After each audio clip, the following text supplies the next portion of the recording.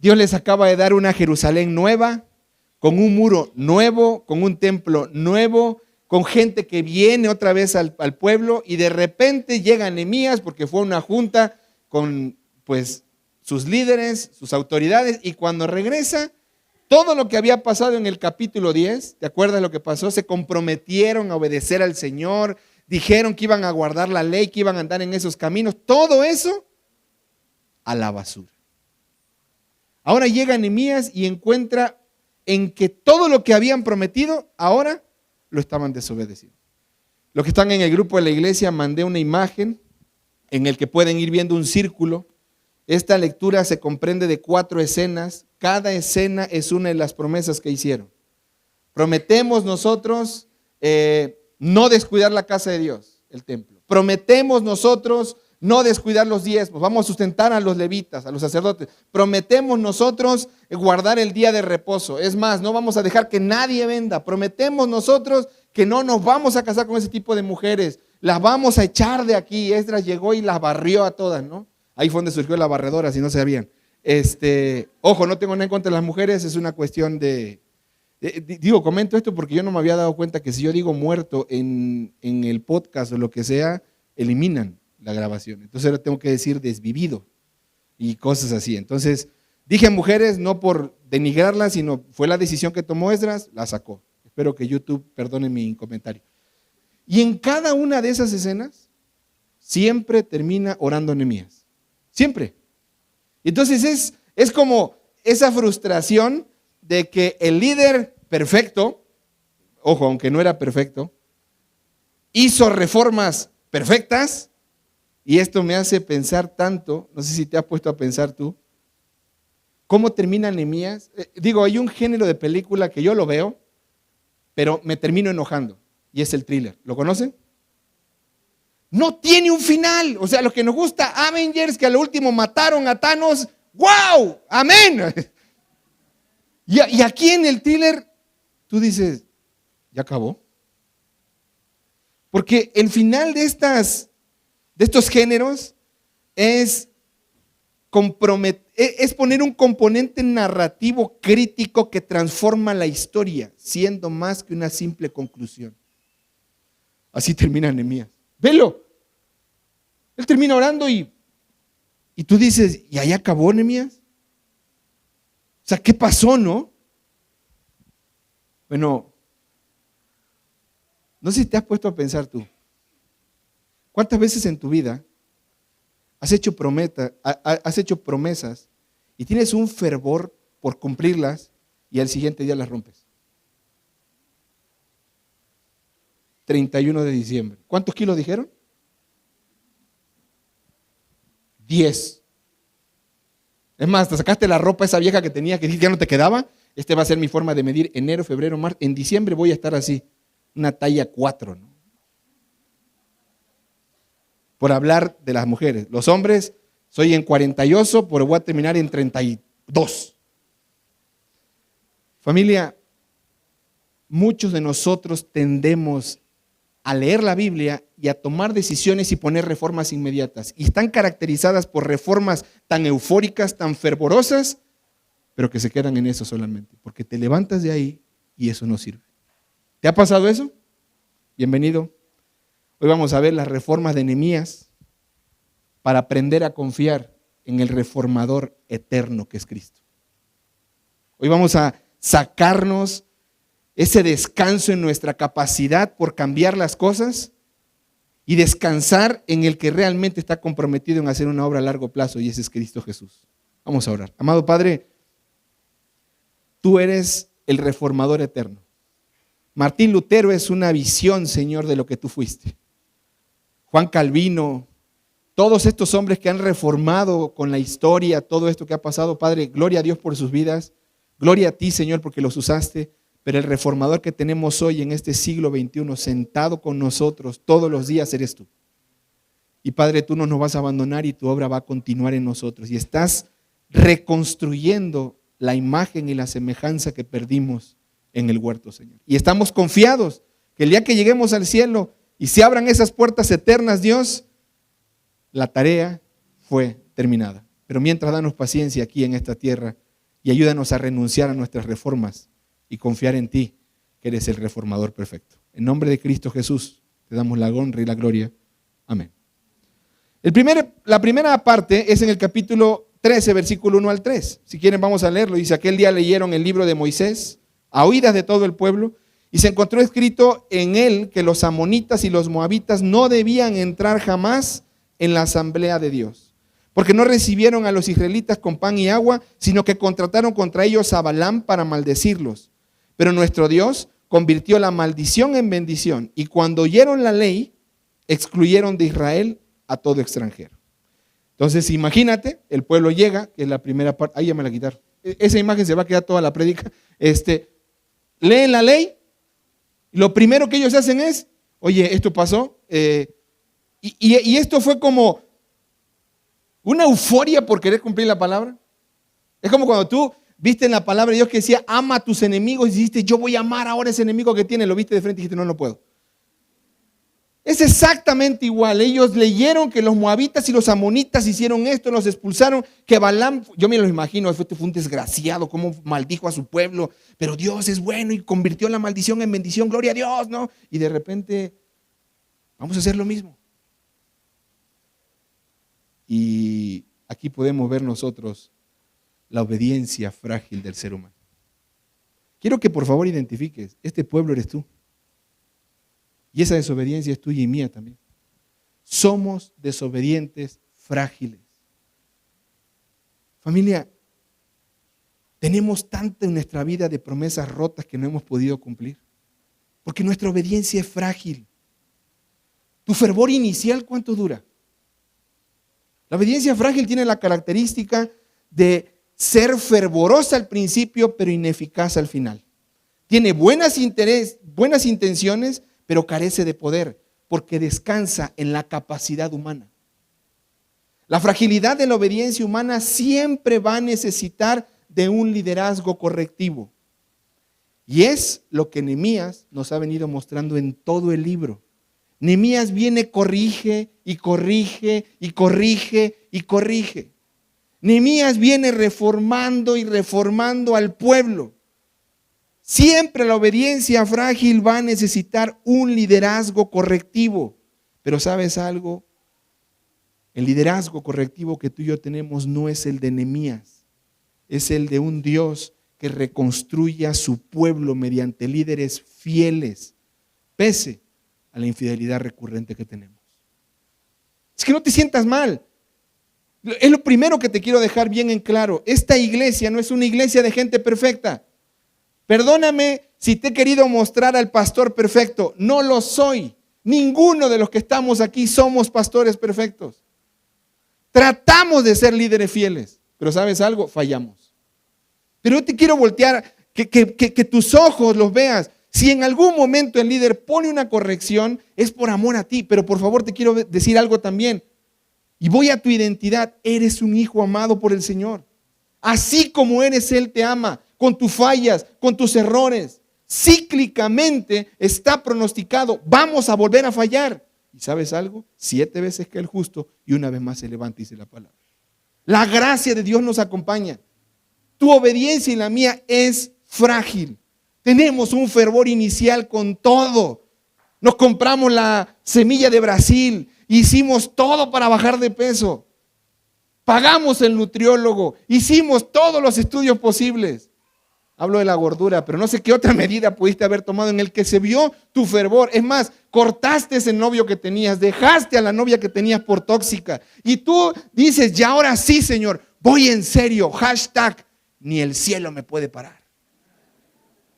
Y al final, se muestra algo. Tu obediencia es frágil. Está basada, ¿qué? En conductas humanas. Estás buscando un cambio externo, estás buscando apariencias, no estás profundizando, no estás viendo tu motivación de por qué quieres cambiar. Pero quiero que te quede claro, esa obediencia frágil, parcial, no la veas en los hermanos.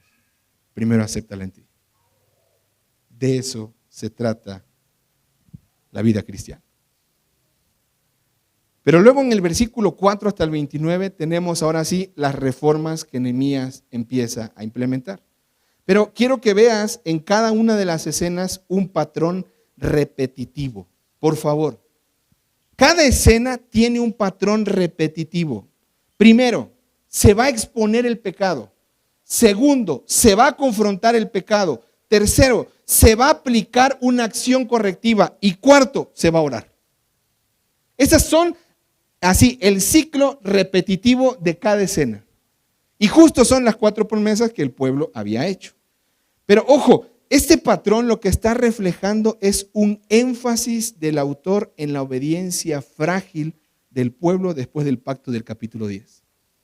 ¿Te acuerdas que en el 9 lloraron, exaltaron al Señor, confesaron? En el 10 dijeron, vamos con todo, hacemos un pacto, nos comprometemos a esto. En el 11 y en el 12 ponen a las personas, repoblan, si se dice así, la parte de Jerusalén. Y ahorita en el 13 pasa algo en el versículo 4.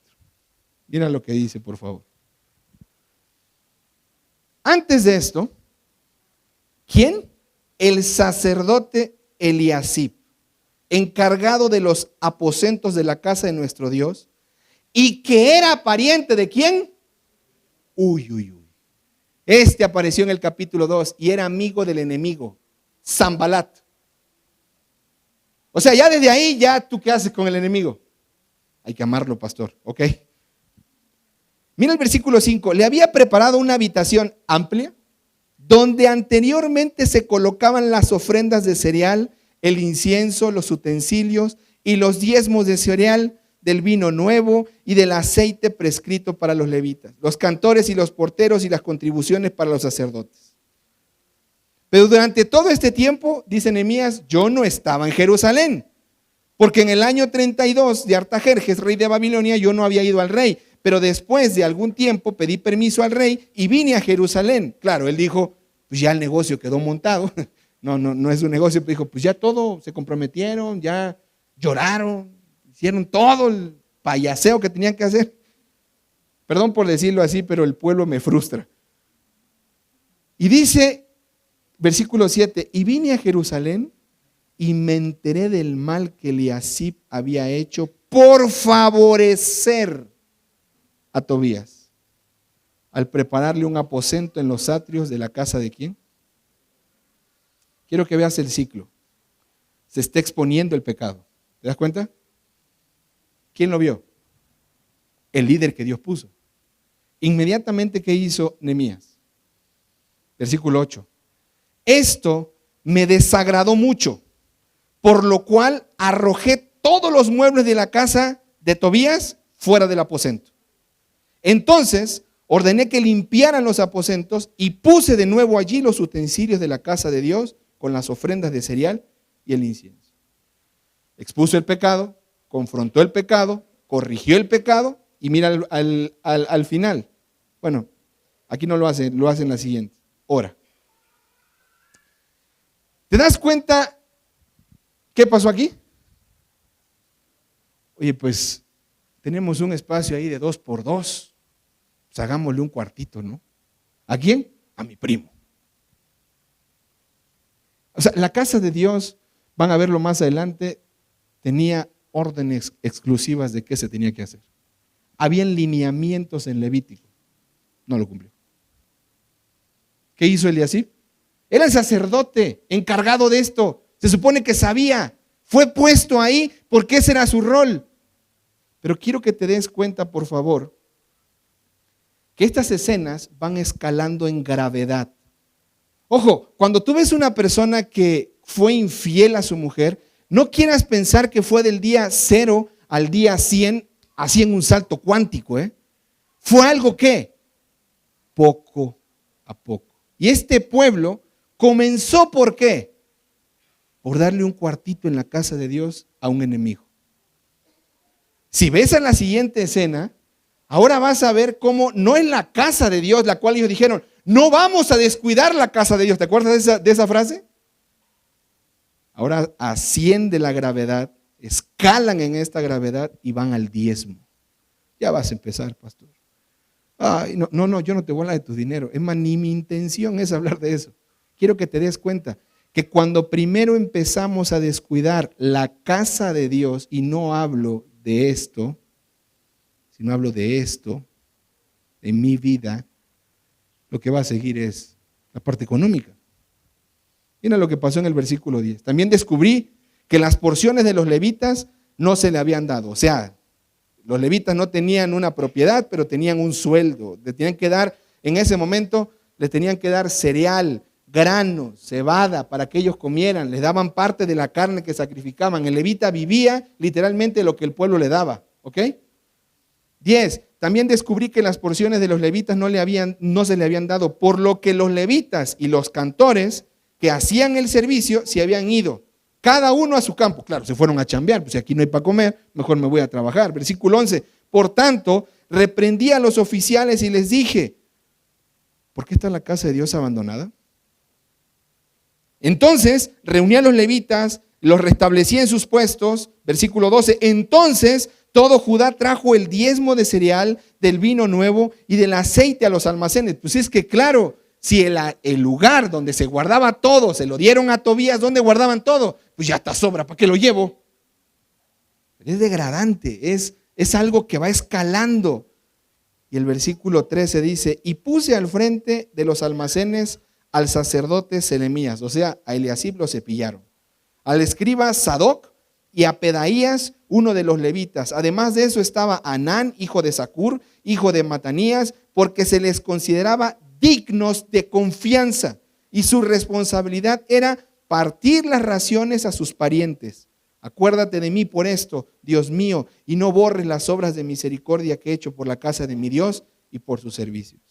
No solamente profanaron el templo, descuidaron el diezmo.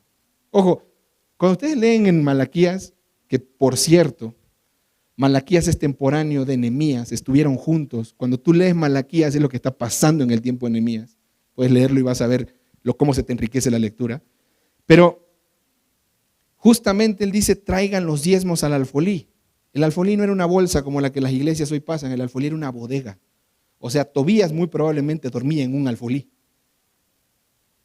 Y cuando él reprende, expone el pecado, luego corrige el pecado, aplica una corrección y él lo que hace es, pone otra persona y después ora. Dice, Señor, ¿qué está buscando Nehemías con esta oración?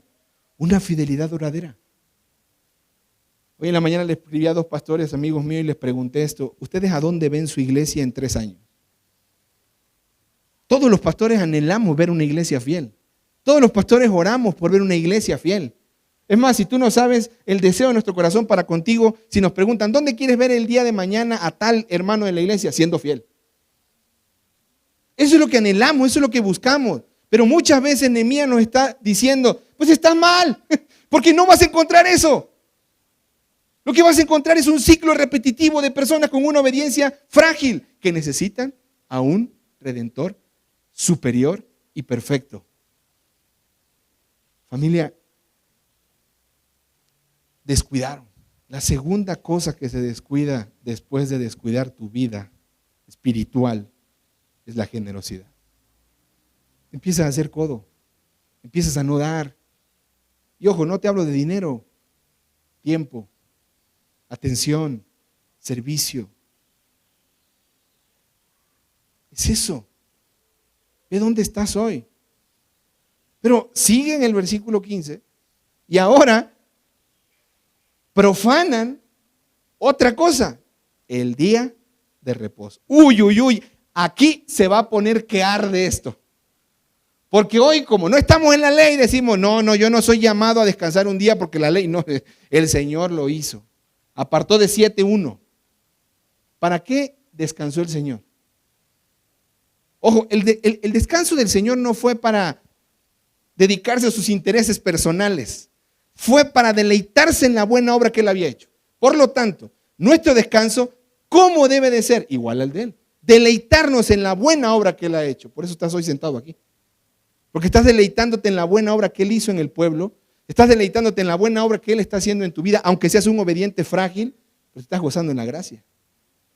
Y date cuenta de lo que ellos hacen, versículo 15. ¿Se acuerdan del capítulo 10? Lo predicó el hermano Nehemías. Se comprometieron que no iban a dejar entrar a nadie a vender, que iban a cuidar todo.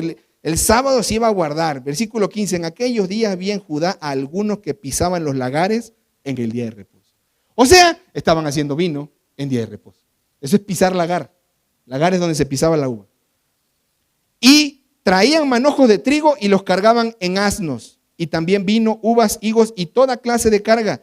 Y los traían a Jerusalén, ¿cuándo? El día de reposo.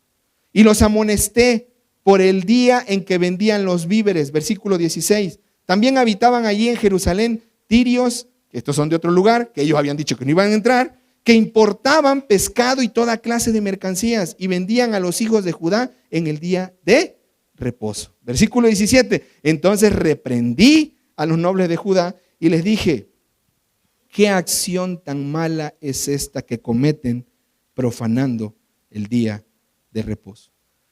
Oigan, ¿no hicieron lo mismo sus padres y nuestro Dios trajo sobre nosotros y sobre esta ciudad toda la aflicción? 490 años siendo esclavos por desobedecer, porque profanaron el templo, porque profanaron el diezmo, porque profanaron después el día de reposo. ¿Qué? Perdóname, pero te voy a hacer como decía Federico Peluche. ¿Por qué no eres normal? Eso es lo que le estaba diciendo Nehemías. O sea, ¿qué rayos les pasa? Es que nadie aprende en cabeza ajena. Ellos tenían que experimentar lo mismo quizás para poder salir de ahí. Es como cuando le decimos a nuestros hijos, es que mira, el primo tal, ve lo que le pasó, y el otro se queda así. A mí no me va a pasar. Ustedes, pues, aumentan su furor contra Israel al profanar el día de reposo. Wow. Amados, no sé si tengo que explicarte esto, pero ¿el domingo para qué es? Para ir a la casa del Señor. Neta, te voy a sacar el domingo. No me voy a pelear contigo que si fue sábado allá, que si porque es domingo aquí, que si porque Jesús resucitó. Eso lo voy a dejar en la madurez de cada creyente. El punto es, tú tienes un día de descanso en el que tú ocupes tu tiempo para deleitarte en el Señor y en su buena obra. Tú puedes dejar de hacer tus tareas, tus responsabilidades, dejar que todo el mundo se caiga, dejar que todo, que si se va a morir otro tipo, se va a desvivir otro tipo del narco y si Trump va a volver a entrar a México, tú puedes dejar y decir, hoy descanso para deleitarme en ti, Señor. Una cosa he pedido, dice el salmista, que yo me pueda deleitar en tu presencia. Salmo 34:4, oh ven y deleítate en Él, y Él concederá las peticiones de tu corazón. ¿Te has sentado tú a contemplar su obra en tu vida? Si tú no estás cuidando tu salud espiritual, si tú no estás siendo generoso, no esperes que vas a tener un día de reposo. ¿Sabes por qué?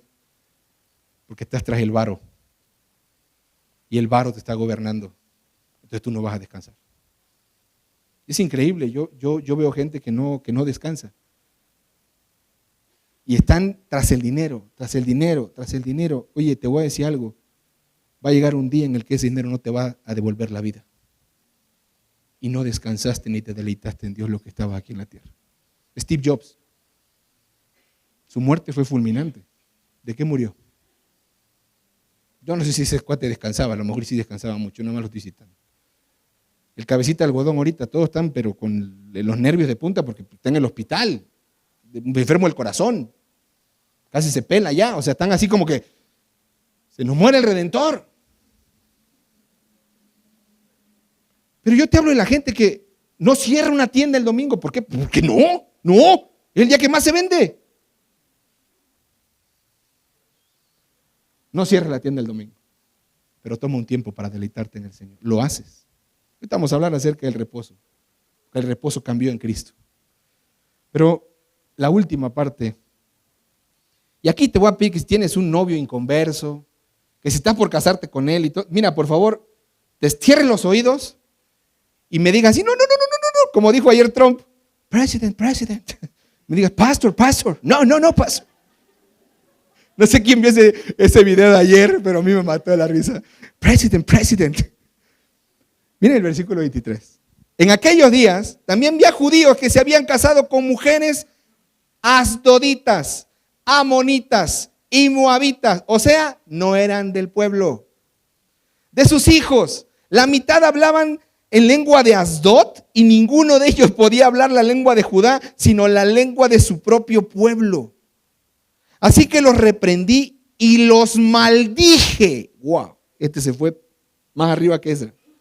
Herí a alguno de ellos y les arranqué el cabello y les hice jurar por Dios diciéndoles: no darán sus hijas a sus hijos, tampoco tomarán de sus hijas para sus hijos, ni para ustedes mismos.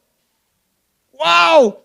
En otra versión dice que los agarró a cachetadas y que los afeitó. Claro, no me imagino a Nehemías jalando del pelo a toda la gente. O sea, no, les quitó el pelo en forma de: lamentate, ten luto, ten respeto.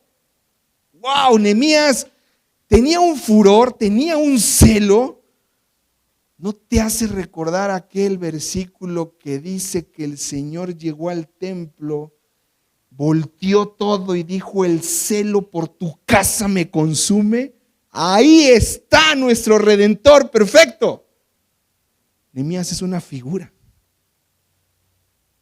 Les hizo jurar. Versículo 27. ¿Quién vota porque el pastor haga lo que hizo Nehemías con los que andan con personas sin conversa? Nadie. Lo hacemos, pero democráticamente hablando, políticamente y de manera astuta, ¿no? Aún dice: y se debe oír de ustedes que han cometido todo este gran mal obrando infielmente contra nuestro Dios, casándose con mujeres extranjeras. Ojo, nada de estas correcciones que está aplicando Nehemías es porque él sintió que lo ofendieron. Todo es contra Dios. Nehemías expone un pecado contra Dios. Nehemías lo que hace es confronta el pecado que es contra Dios. Nehemías aplica una corrección de esa acción que fue contra Dios. Pero Nehemías ora en cada una de estas cosas. Familia, al final dice versículo 28. Y aquí es donde esto asciende. ¿Te acuerdas que te dije que va ascendiendo? Primero templo, después dinero, luego día de reposo y después, tú puedes decir matrimonios. No.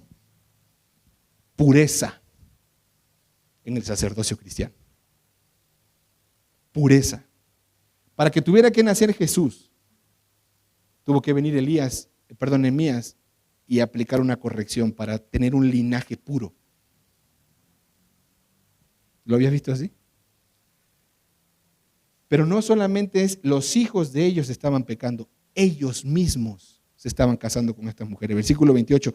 Aún uno de los hijos de Joiada, hijo del sumo sacerdote Eliasib, era yerno de Sanbalat el horononita, y lo eché de mi lado.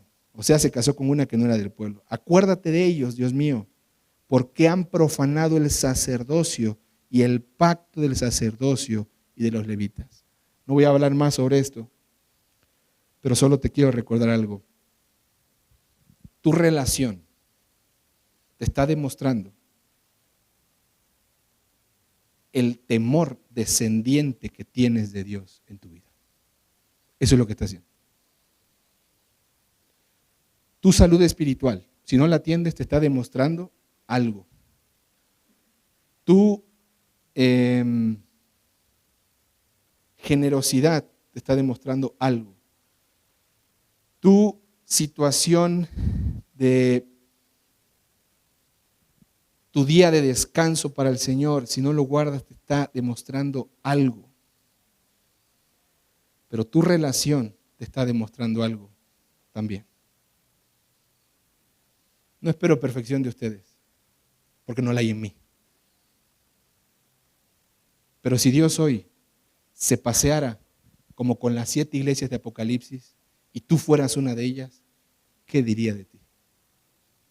Conozco tus obras, conozco tu celo, conozco esto, pero eres así, así y así. ¿qué dirías? ¿Qué diría el Señor? No es el pastor contra tu vida, no es el pastor contra tus actos, no es la iglesia respetando tu forma de vivir, es que tú estás ascendiendo y estás bajando una escalera de un temor descendiente al Señor, que te lleva a la dureza y apartarte de Él. Tengo todos los versículos bíblicos para que veas la prueba del Antiguo Testamento en la ley, exclusivamente en Deuteronomio, Éxodo y Levíticos, de que veas todo lo que ellos rompieron. Y no lo voy a tocar ahorita porque espero que lo podamos ver en la iglesia en casa. Pero la profanación es cuando tratas algo sagrado, digno de respeto o veneración, con una falta de respeto, irreverencia y deshonra. Tanto el templo, el diezmo, el día de reposo, los matrimonios y el sacerdocio eran algo sagrado para Dios. ¿Por qué crees? Porque reflejaban su gloria en el pueblo. Debemos pensar que nuestra obediencia frágil querrá enmendar las cosas consagrándolas, pero no sirve de nada. Ya voy a tener un hijo, ya abusé de mi novio o de mi novia, pero vamos a hacer una boda, porque ahora, borrón y cuenta nueva. De ahora en adelante, prometo amarte y respetarte, serte fiel y la novia, y eso del blanco ya déjalo a un lado, o sea, de ahora en adelante estás ahí en esa escena consagrando todo. De ahora en adelante ya no va a pasar. El 90% de las parejas que tienen relaciones sexuales antes del matrimonio y que son infieles a Dios, está pronosticado según estadísticas que después van a caer en infidelidad hacia sus esposas o hacia sus esposos. Pero al final Nehemías termina orando en el versículo 30 y 31 por lo que él anhelaba, que su pueblo fuera fiel. Nehemías ora 4 veces, en el versículo 14, en el versículo 22, en el versículo 29 y ahora en el 30 y 31. Así dice: los purifiqué de todo lo extranjero y designé oficios para los sacerdotes y levitas, cada uno en su ministerio, e hice arreglos para la provisión de leña en los tiempos señalados y para las primicias. Acuérdate de mí, Dios mío, ¿para qué? Wow. Es el anhelo, es el deseo. Pero ¿sabes algo? Nehemías reforma y purifica imperfectamente por todo lo que estudiamos anteriormente. Era su anhelo, él quería, pero no pudo. Pero él nos apunta a un Cristo que viene y reforma y purifica perfecta y definitivamente. ¿Y sabes algo? Nos da una obediencia segura en el Espíritu Santo. Familia, Nehemías hace reformas importantes, sí. Pero ¿sabes algo? El pueblo seguía siendo infiel. ¿No son ese pueblo el que mató al Señor Jesús cuando vino? ¿No son ese pueblo los que estaban tan afanados con esto? Y aunque el pueblo desobedece cíclicamente tras la reconstrucción, Dios siempre guardó a un remanente puro. Lo que Nehemías modeló por medio de su celo y su fervor por la gloria de Dios y un anhelo de fidelidad duradera era un espejismo, una proyección de la obediencia perfecta de Cristo en su obra de redención por nosotros. Y su celo por un pueblo celoso de buenas obras. Vemos a Jesús en 2 ocasiones llegando al templo, al inicio de su ministerio y al final de su ministerio. Juan 2, versículo 13 al 22 y Mateo 21, versículo 12 al 17. Y en las 2 ocasiones quita a todos los mercaderes. Los golpea, agarra látigos y los saca. Y le preguntan por qué hace esto y él dice: el celo por tu casa me consume. Y familia, creemos que ahora ese celo purificador que tuvo Jesús cuando hizo eso, lo logró. Porque ahora Efesios capítulo 5, versículo 27 dice que presenta una iglesia santa, sin mancha, sin arruga, perfecta, porque su celo consumidor purificó a su pueblo. Él lo declara. Jesús lo ha logrado, una pureza eterna para su iglesia, pero también asegura una obediencia perfecta y eterna para su iglesia. Familia, no estoy esperando que tú obedezcas. En serio que no. Estoy esperando que tú dejes vivir al Espíritu Santo en ti, que es el que te hace obedecer perfectamente. Para eso lo dejó el Señor en tu vida. No dejó otra función para Él. Es para vivir por ti la vida que tú no puedes vivir. El Espíritu Santo vino a nosotros. Y te quiero recordar lo que dice 1 Corintios capítulo 3, versículos 16 y 17, por favor. ¿No saben ustedes que son el templo de Dios y que el Espíritu de Dios habita en ustedes? Si alguno destruye el templo de Dios, Dios lo destruirá a él, porque el templo de Dios es santo y eso es lo que ustedes son. Nadie se engaña a sí mismo. Si alguno de ustedes se cree sabio en este mundo, hágase necio. Familia, tengo la capacidad de vivir perfectamente y obedientemente porque tengo a su Espíritu viviendo en mí. ¿Lo había visto así? Este purificador, este redentor, este reformador hizo la obra completa que Nehemías no podía hacer. Nos limpió de nuestros pecados, depositó a su persona del Espíritu Santo en nosotros, que es Dios mismo, y ahora Él nos capacita para vivir en una obediencia perfecta. La fragilidad de las reformas humanas nos apuntaron a un reformador perfecto. Nehemías reforma imperfectamente, pero Cristo reforma perfectamente. Hay cumplimientos claves en Cristo. Un templo purificado. Amado hermano, no te voy a decir que leas la Biblia mañana para que seas limpio. No, cree en Cristo hoy porque Él purifica tu templo. Él expulsa al Tobías que tienes viviendo dentro de ti. No sé cuál sea. Ese Tobías que se metió a vivir ahí, que está viviendo en un cuartito que está dedicado para el Señor, pero tú ya lo dejaste entrar. Hay otro cambio clave, el diezmo. Tú vienes y ofrendas antes de, y eres generoso con otros ministerios, porque es la promesa que Él ha hecho. Tu día de reposo, por favor, si tú crees que tu día de reposo es guardar todo un sábado, no. Tu día de reposo, gracias a la obra de Cristo, es todos los días. Porque ahora descansamos de nuestras obras, dice Hebreos 4, 9 al 11. Ahora yo ya no tengo culpa por mi pecado, porque ya descansé de esas obras. Ahora yo ya entré en Cristo, que es el reposo perfecto. Yo ya no estoy afanado por agradarle a Dios, porque ya Cristo lo hizo por mí. Y ahora yo puedo venir a su presencia y deleitarme en Él, porque Él es mi reposo perfecto. Pero también nuestros matrimonios son puros y sin mancha.